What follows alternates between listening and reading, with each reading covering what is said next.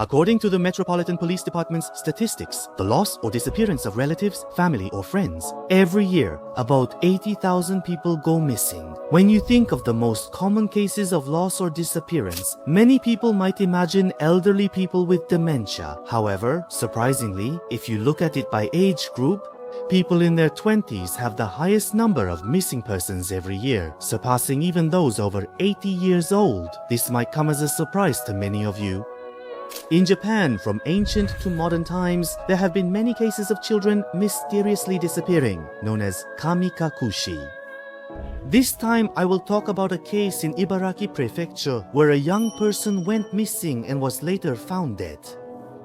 The Ibaraki woman disappearance case. In the early morning of December 14, 2005, a young woman living in Inashiki City, Ibaraki Prefecture, suddenly vanished from her home. The missing woman was Yayoi Kiyohara, who was 28 years old at the time. She left behind her cell phone, wallet and clothes, which she would normally take with her if she were going out. All of her belongings, such as those items, were left in her room, and the window of the room was left wide open. Given these circumstances, it is believed that at the time of her disappearance, she was wearing grey pajamas and was barefoot when she somehow left through the window. During the night to early morning hours in December, the temperature was extremely low at -6 degrees Celsius, making it hard to believe that anyone would go outside in pajamas and barefoot under such cold conditions. Because of how mysterious this disappearance was, the police began investigating it as both a possible crime and an accident. But since her disappearance, about a year and a half later, on April 7, 2006, in Inashiki City, Ibaraki Prefecture, a woman's body, partially skeletonized, was found lying face up in the Inuzuka irrigation canal. As a result of the identification process, evidence such as her clothing and dental records confirmed that it was her. 15 years after the case, no progress has been made. The perpetrator remains at large. In fact, this case has many mysteries. The events before finding the body were unusual. At that time, this case was being investigated as an unsolved incident. It was also featured on a television program, and the outline of the case was discussed on the show. While reporting on the progress, they also used insights from foreign psychics. Because the investigation and large-scale searches near the scene were handled sensationally, it became a major topic of discussion. However, in the end, the program ended without any follow-up, leaving behind suspicious facts and deepening the mystery. Only fragmentary information about this case can be found. And even after the body was discovered, not only the details and circumstances after the disappearance, but also the cause of death and estimated time of death have not been revealed. From here, I will explain what is currently known. I will now touch on the circumstances. First, I will go through the facts that have been revealed about what happened to her and her actions leading up to the incident in chronological order until the incident occurred. Kojiro Kiyohara, Yayoi's older brother, died on February 9, 2004 at age 28. 2 years later, Yayoi also passed away at 28 due to a lack of hope for her future. The incident, believed to be a suicide, occurred on Saturday, December 10, 2005, 4 days prior. She went out by car, according to a later television program, during a search of her room from the trash can. Receipts for highway tolls from the 10th were found. 3 receipts from the Misato toll gate and Yashiro toll gate in Saitama Prefecture and the Oi toll gate in Tokyo. She returned home the day after she went out. That was Sunday, December 11th. On the same day, a receipt from a toll gate in Ibaraki Prefecture was also found by the program's investigation. At this time, it was discovered in her private car. She told her mother that she was going to a nearby place. She was supposed to start a new job as a caregiver at a new workplace on the 12th, but she cancelled because she was not feeling well. On the following Tuesday, the 13th, her mother talked with her in her room while she was in her pajamas and also saw her get into bed. However, on the morning of the 14th Wednesday, around 7:30 ante-meridium, her mother went to wake her up and found that she was gone. In the room, her wallet, cell phone, glasses and contact lenses were left behind. All items needed for going out, including socks and her usual shoes, were left behind. The window was found open. Since her sneakers were also left at home, it was believed that she went out in her pajamas and barefoot. Her mother immediately searched the area, but the only clue she found was what appeared to be her footprints in a field about 5 meters from the room. No other clues were found. They contacted the police requesting a search, and a missing person investigation was launched. A total of 110 people, including the local fire brigade and residents, searched the area, but still, they couldn't find any trace of her, not even a single clue. 1 month after she went missing, her family asked the television show, The Power of Television, which dealt with unsolved cases at the time, to help with the search, and the program made a public appeal for information. Thanks to that, there was a reported sighting of her standing in her pajamas on a road near her home, where there was a bamboo grove. Information was received, but nothing led to a clear location or her condition, and no useful information was obtained. The same program featured this case for 3 weeks and even conducted investigations using psychic powers, but those efforts were also in vain. April 7, 2006. Her body was found by a local resident in an irrigation canal about 630 meters from her home. After the discovery, there has been no clear progress, and the case remains unsolved to this day. From here, let's try to get closer to what happened in this case. I will discuss the suspicious and unclear points, as well as rumors circulating on television programs and in the local area, as I mentioned earlier. At the time, it was broadcast and gained popularity on television Asahi. To the miracle door, the power of television. Even after requesting an investigation, there were hardly any clues found, so the program carried out its specialty, psychic manipulation. So, the program assigned a psychic to handle the case. They brought in Ms. Gail St. John, who lives in America. Over the past 30 years, Ms. Gail has received about 1,000 requests in the United States, and her abilities are highly regarded. Her accuracy rate is reportedly as high as 90%. She is recognized as one of the leading psychics in the United States. It was the first time Mr. Gale performed psychic abilities in Japan. From this prefecture, approximately. A month and a half later, on January 25, 2006, Mr. Gale came to Japan and immediately made an investment from his home to a point west. He invested in a small river, large rocks, and an earthen road. As for the reason for Mr. Geiru's loss, he believed it was suicide, and he felt deep sorrow, the sadness of losing someone and the desire to be close to that person. He talks about the feelings and emotions she had inside, but he doesn't clearly state the reason for the loss. That's the kind of investment he made. If this is true, she may have been troubled by the death of her brother 2 years ago. After that, Mr. Geiru was sent to the scene, and he also drew out investments related to the number 3 and the fact that she had already passed away. The investments continued after that. A February 6, 2006 broadcast reported that the body was centered around the grave west of her home.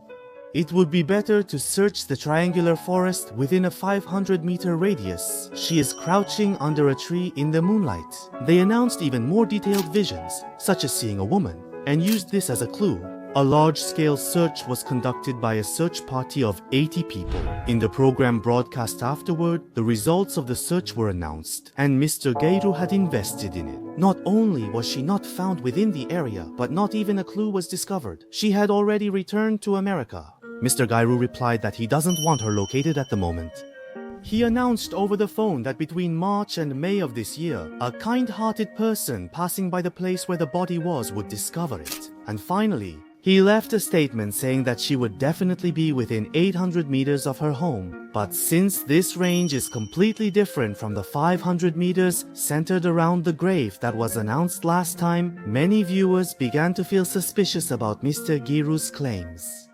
In the end, there was no further progress on the program after that. On April 7, 2006, she would be discovered. The place where she was found and the discovery itself. The timing was within 800 meters, with a stream, large rocks, an earthen road, and the number 3. She had already passed away. It seems that the predictions were accurate, and the show also featured how the investment paid off. However, to be honest, I can't say we should take Mr. Geiru's psychic abilities at face value. No, in the end, the irrigation canal where she was found was to the east of her home. Because of this, the initial prediction of west turned out to be wrong, and by adjusting the search area, the range became wider, so we can't really say that it was accurate just because Mr. Geiru made the prediction. That's because you can't say that for sure. This is a bit off topic, but with a certain amount of information, you can make a somewhat accurate guess. By using vague wording with a broad range, it makes it seem as if they made a precise prediction and hit the mark, so to speak. Cold reading is a conversational technique that can be used in the manner described. For example, If a friend who seemed fine yesterday looks pale when you see them today, and you say, "You must have caught a cold last night," it's the same idea. If you have some prior information, you can set a range for your prediction, which increases the accuracy rate itself. These things are already being discussed in society, and in fact there are harsh opinions that if the program hadn't made unnecessary investments, the case might have been solved even sooner. Also, during the large-scale search conducted by the program, they searched not only the designated points, but also widely around the home. So it's actually strange and suspicious that the body wasn't found until April. Also, the program broadcasted another important clue.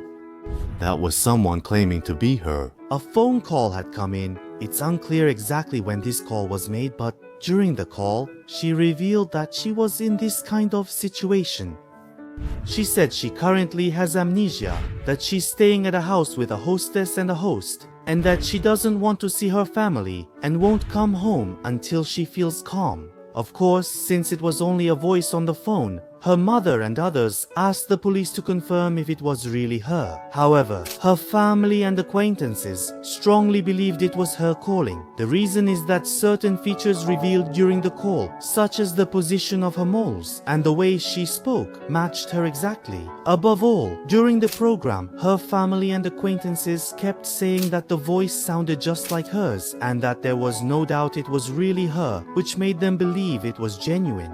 That became a major factor. However, unfortunately, it was later revealed on the same program that the police confirmed this phone call was a prank. But the person who claimed to be her, there were multiple phone calls, and aside from what was broadcast on the program, there were also details that matched her. It was also revealed on the same program that there were parts that matched her, so it can't be said to be a complete prank. The fact that there isn't is extremely mysterious and eerie. So, who actually made the call, and with what intention?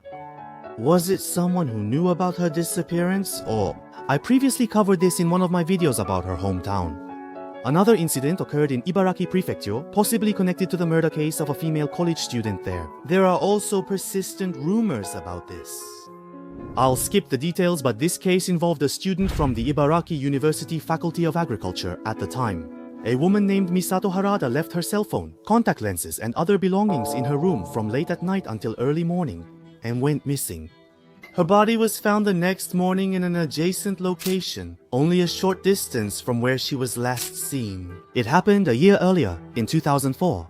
The circumstances and time of her disappearance were similar to the previous case. The circumstances, location of the body, and situation share many similarities. Another commonality is the lack of clues found for an extended period. And above all, her older brother Kojiro, who also died in 2004 like Harada-san, was the manager of the ramen shop where Harada-san was working part-time at the time. What's more, just 1 week after Harada-san's body was found, he died by suicide. There are rumors that the home of Mr. A, the man who was with Harada-san at home until just before her death, was located right near this ramen shop.